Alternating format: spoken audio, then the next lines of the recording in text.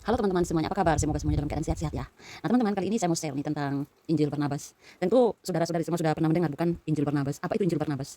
Layakkah Injil Barnabas itu dipercaya? Nah teman-teman, Injil Barnabas itu kadang dianggap sebagian orang ya, kemungkinan Injil Barnabas itu adalah Injil asli. Karena isinya itu ada banyak kemiripan dengan Al-Quran. Bagaimana kita menanggapi klaim seperti itu teman-teman? Ini perlu ditegaskan lagi ya teman-teman, bahwa Yesus tidak pernah datang ke dunia dengan membawa sebuah buku atau sebuah diktat atau sebuah catatan ya teman-teman. Bahkan kitab Taurat pun 5 kitab pertama dari perjanjian lama, Kejadian, Keluaran, Imamat, Bilangan, Ulangan, yang dianggap berasal dari Nabi Musa. Tidaklah ditulis oleh Nabi Musa sendiri ya teman-teman. Kenapa? Karena dalam kitab Ulangan itu disebutkan kisah kematian Nabi Musa. Kan tidak mungkin Musa menuliskan kematiannya sendiri, ya kan? Isinya itu memang dari Nabi Musa, tetapi itu tidak berarti bahwa Nabi Musa sendiri yang menulisnya. Begitupun juga dengan kitab Mazmur ya teman-teman, atau Sabur, yang dianggap itu berasal dari Raja Daud. Nah dari 150 Mazmur itu tidak semuanya itu dikarang oleh Raja Daud sendiri. Ada juga Mazmur susunan orang lain ya teman-teman. Jadi baik Nabi Musa maupun Raja Daud itu tidak pernah menerima satu kitab yang turun langsung dari surga ya teman-teman. Ini perlu digarisbawahi ya teman-teman. Jadi kalau kita mencari Injil asli dalam arti sebuah buku, mau sampai dunia kiamat pun itu kita tidak akan menemukan. Kenapa? Karena yang dimaksudkan dengan Injil atau kabar baik dari Tuhan itu ya pribadi Yesus sendiri, Al-Masih, Mesias, Kristus itu sendiri ya teman-teman. Kalau saudara-saudara pernah membaca Injil Barnabas, maka di situ kita akan menemukan ada banyak kejanggalan dalam Injil tersebut ya teman-teman. Kita bisa melihat ya teman-teman, ada banyak error dalam Injil Barnabas tersebut. Contoh misalnya secara ekonomi ya teman-teman. Di dalam Injil Barnabas tersebut itu disebut bahwa ada dua mata uang, denarius dan minuti. Padahal kedua istilah tersebut itu adalah pembagian mata uang Spanyol kuno ya teman-teman. Dan itu tidak ada kaitannya dengan orang Yahudi di Palestina ataupun penjajah Romawi guys. Kemudian kalau kita lihat dalam segi sejarahnya teman-teman, itu di dalam Injil Barnabas dikatakan bahwa Yesus lahir pada zaman Pilatus. Padahal kita tahu Pontius Pilatus baru menjadi gubernur itu pada tahun kurang lebih ya teman-teman 29 Masehi. Tetapi di dalam Injil Barnabas mengatakan bahwa Yesus lahir pada zaman Pilatus. Ini kan janggal ya guys. Dan masih banyak kejanggalan lainnya yang dapat kita temukan di dalam Injil Barnabas tersebut ya teman-teman. Nah, dari situ saja kita dapat menyimpulkan bahwa Injil ini adalah Injil palsu, teman-teman. Dan kesalahannya itu terlalu menyolok sekali. Kalau kita lihat juga ya teman-teman, kita bandingkan dengan Yesus di dalam Injil kanonik dengan di dalam Injil Barnabas itu berbeda sekali teman-teman. Pertama ya teman-teman, penunjukan atau pembuktian dari Yohanes tentang Yesus sebagai anak domba Allah yang menghapus dosa dunia. Kita bisa melihat itu dalam Yohanes pasal 1 ayat 29 sampai 34.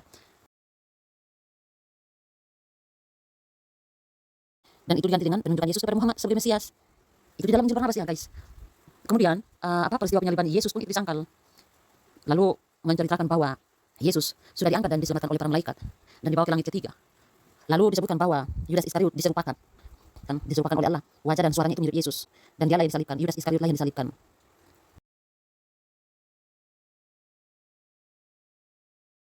Pertanyaannya adalah, apakah hal yang seperti itu tidak diketahui oleh para saksi mata? Ya kan teman-teman, kan aneh. Tetapi kalau kita lihat di dalam Al-Quran ya teman-teman, itu hanya menyebutnya itu diserupakan. Tetapi tidak tahu diserupakan dengan siapa. Itu kalau di dalam Al-Quran ya teman-teman. Tetapi kalau di dalam Injil Barnabas itu jelas sekali mengatakan bahwa diserupakan dengan Yudas Iskariot. Nah kalau kita lihat ya teman-teman, kemiripan Yesus dalam Injil Barnabas dengan Al-Quran, itu tidak bisa disangkal. Penggambaran Yesus dalam Injil Barnabas itu lebih mirip dengan gambaran Nabi Isa atau Yesus dalam Al-Quran. Khususnya itu berkaitan dengan kedua poin yang tadi saya sudah sebut ya teman-teman.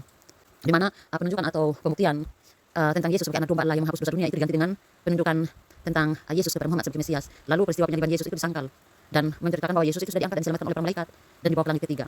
Dan Yudas Iskariot itu yang diserupakan oleh Allah, yaitu diserupakan wajah dan suaranya itu mirip Yesus, dan Yudas lah yang disalibkan, seperti itu ya teman-teman. Nah kalau kita baca ya teman-teman dalam surah As-Saff 61 ayat 6 terjemahan DPRI ya teman-teman, itu ada kesaksian Al-Quran mengenai penunjukan Nabi Isa kepada seorang nabi yang akan datang yang bernama Ahmad. Dalam kurung, ingatlah ketika Isa putra Maryam berkata, "Wahai Bani Israel, sesungguhnya aku adalah utusan Allah kepadamu untuk membenarkan kitab dalam kurung yang turun sebelumku, yaitu Taurat, dan memberi kabar gembira tentang seorang utusan Allah yang akan datang setelahku, yang namanya Ahmad," dalam kurung Nabi Muhammad. Nah kalau kita lihat ya teman-teman dalam surah An-Nisa 4 ayat 157 sampai 158 dalam terjemahan DPRI, itu dikatakan bahwa Dalam kurung kami menghukum pula mereka, karena ucapan mereka, "Sesungguhnya kami telah membunuh Al-Masih Isa putra Maryam, Rasul Allah." Padahal mereka tidak membunuhnya dan tidak dalam kurung pula menyalibnya, tetapi dalam kurung yang mereka bunuh adalah orang yang menurut mereka menyerupai dalam kurung Isa.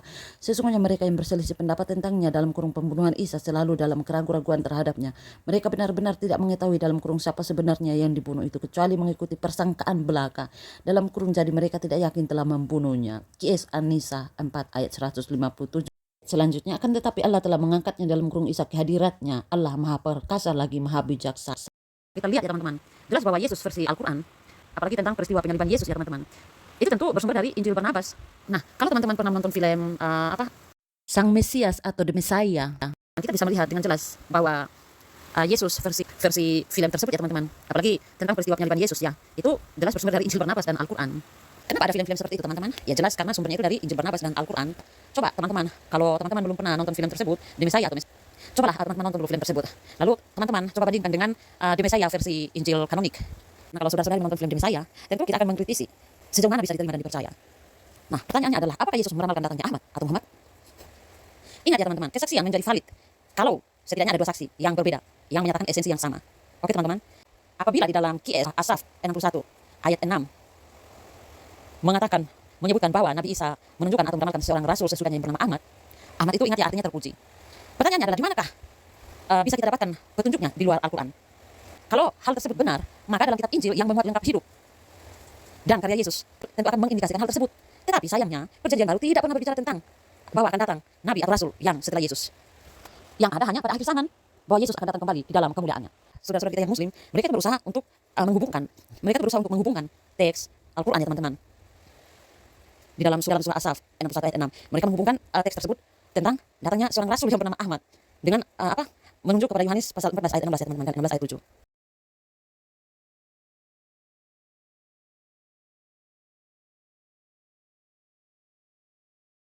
Nah, kalau kita baca kedua ayat ini ya teman-teman, Yohanes 14 ayat 16 dan 16 ayat 7, jelas di sini yang dijanjikan oleh Yesus itu bukan seorang manusia ya teman-teman, atau nabi, apalagi nabi biasa. Karena mengatakan bahwa dia akan menyertaimu selamanya, dan juga akan mengajarkan segala sesuatu dan mengingatkan para rasul, juga kita ya teman-teman, akan apa yang telah dikatakan oleh Yesus. Coba kita bandingkan dengan Yohanes pasal 14 ayat 26. Jadi, itu tidak ada sangkut pautnya dengan seorang yang bernama Ahmad ya teman-teman. Lalu pertanyaannya, ajaran apa yang diajarkan oleh Muhammad tentang apa yang telah dikatakan oleh Yesus? Bagaimana bisa Muhammad mau tahu tentang apa yang telah dikatakan oleh Yesus, sedangkan Muhammad tidak hidup sejaman dengan Yesus ya teman-teman? Ini kan aneh.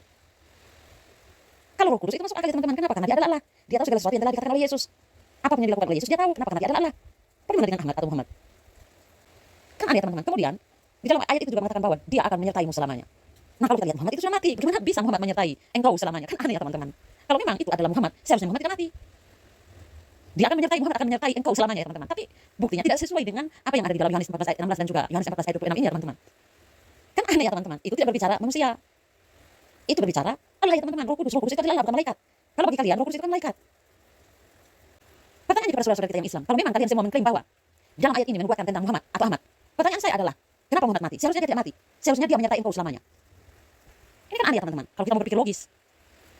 Ayo coba dijawab dulu, kenapa Muhammad mati? Seharusnya kalau memang kalian mengklaim bahwa di dalam ayat ini adalah Muhammad, seharusnya dia tidak mati. Dia harus menyertai engkau selamanya. Tetapi buktinya tidak sesuai dengan fakta. Artinya ya teman-teman, di sini tidak ada sangkut pautnya dengan seorang yang bernama Ahmad atau Muhammad, tidak ada sangkut pautnya dengan manusia. Kalau mau berbicara manusia, terkhususnya dalam ayat ini ya teman-teman, lebih baik murid Yesus saja. Kenapa? Karena murid Yesus yang pada saat itu hidup bersama dengan Yesus. Jelas mereka tahu ajaran yang diajarkan oleh Yesus, apa yang Yesus lakukan. Nah, kalau kita berbicara Muhammad itu tidak hidup sejaman dengan Yesus ya teman-teman. Bagaimana dia bisa tahu tentang ajaran Yesus, apa yang dilakukan Yesus? Kan aneh ya teman-teman. Jadi dalam ayat itu ya teman-teman, itu tidak berbicara manusia, apalagi seorang yang bernama Ahmad. Bahkan kita tahu sendiri Muhammad itu sudah mati dan tidak bangkit. Kan aneh ya teman-teman. Bahkan saudara-saudara kita yang Muslim itu mendoakan Muhammad. Nah, tentu ini akan bertentangan dengan ayat ini ya teman-teman, karena dia akan menyertaimu selamanya. Bagaimana bisa dia menyertai engkau selamanya, sedangkan dia sudah mati? Bahkan kan aneh ya teman-teman. Lalu pertanyaannya, kira-kira siapakah sebenarnya yang disalibkan itu? Nah, bagaimana dengan pernyataan Al-Quran dalam surah An-Nisa 4 ayat 157 sampai 158 tersebut yang menyatakan bahwa bukan Nabi Isa yang disalibkan, melainkan orang lain yang disebarkan wajahnya. Kemudian Nabi Isa sendiri itu sudah diangkat terlebih dahulu oleh Allah. Nah, mari kita mencoba untuk membaca dengan lebih kritis lagi ya teman-teman. Kira-kira sejauh mana pernyataan demikian itu kira-kira bisa diterima atau tidak? Kita baca ya teman-teman. Nah, kalau kita lihat ya teman-teman dari konteks ayat sebelumnya, ayat 153 dan sesudah ayat 160 ya teman-teman, yang mengucapkan kami telah membunuh Al-Masih Isa putra Maryam adalah orang-orang Yahudi. Jadi kata mereka di sini merujuk pada orang-orang Yahudi. Pernyataan demikian ya teman-teman tidak sepenuhnya benar dari sudut historis. Nah, anehnya ya teman-teman, kalau kita lihat dari sudut historis ya teman-teman, pada waktu itu orang Israel dijajah oleh Romawi, ya kan? Jadi seandainya ada permasalahan hukum dalam intern agama Yahudi yang mengharuskan si terdakwa dihukum mati, si terdakwa mesti dibawa kepada gubernur Romawi Palestina. Waktu itu Pontius Pilatus ya teman-teman. Dialah yang berwenang untuk memberikan vonis hukuman mati ataupun membebaskan tawanan pada hari raya Paskah. Begitu juga ya teman-teman, para Al-Qur'an yang mempermainkan mengirim Yesus ke Golgota, lalu akhirnya menyalibkan Yesus. Itu adalah para prajurit Romawi, bukan para pemimpin Yahudi. Ini perlu digarisbawahi ya teman-teman. Sehingga kepala pasukan Romawi pada waktu itu setelah melihat kematian Yesus, dia pun mengakui, kepala pasukan Romawi ini ya teman-teman, dia mengatakan sungguh orang ini adalah anak Allah. Silakan baca Markus 15 ayat 39. Kemudian para pemimpin Yahudi sendiri hanya menjadi penonton setelah mereka berhasil mendesak Pontius Pilatus agar menjatuhkan hukuman mati bagi Yesus ya teman-teman. Jadi yang membunuh Yesus itu adalah prajurit Romawi, bukan pemimpin Yahudi atau orang-orang Yahudi. Ini saja sudah salah sejarah. Aneh ya teman-teman. Bagaimana bisa salah sejarah dalam hal ini ya teman-teman? Manakah yang Anda mau percayai? Yahweh atau Allah Subhanahu wa taala? Alkitab atau Al-Quran? Karena antara Al-Quran dengan Alkitab tidak mungkin dua-duanya benar ya teman-teman. Yang namanya firman Allah itu hanya satu, tidak ada firman Allah dua, tiga. Kenapa teman-teman? Karena Allah itu hanya satu.